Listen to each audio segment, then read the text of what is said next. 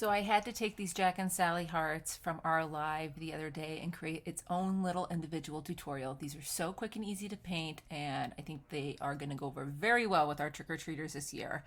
So as you can see, I started off with a V. I'm going to turn that into a heart, and I'm going to base coat a white heart onto all of my rocks. I'm doing 5 of these today. So get your V on there and then use the edge of your brush to really shape your heart. If you're going to do 2 coats, make the first coat nice and light. It's going to be see-through anyways. The thinner it is, the quicker it will dry. You can get back after it with your second coat. Now I am coming in only doing a second coat on the left hand side of the stone. That's going to be the Jack side, so there will be some white showing through. The other half I'm putting color on top of the entire thing, so there's no need to do a second coat of white over there.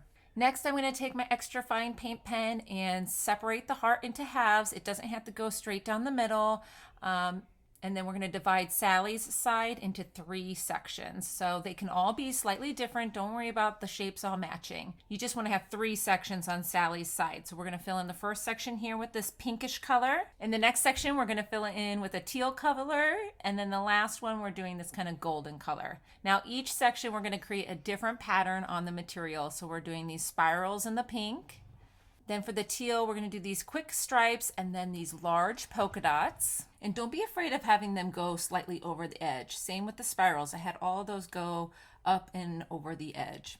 And then in this golden section, we're going to do lines one direction and then rotate 90 degrees and go back the other way. Now on to Jack's side, we're just going to do very thick black and white stripes all the way across. So this is why we did the second coat of the white over here. So our white is nice and bright and pops through.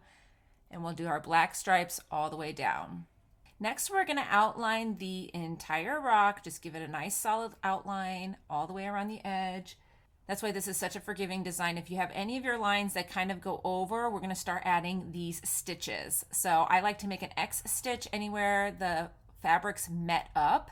And then you can do these little dashes and little V's all along the edges until you're happy with how your rock looks. So I hope you enjoyed this tutorial. I'll show you the rest here, and you can follow along for more ideas and check out the rest of our Halloween rocks. Bye-bye.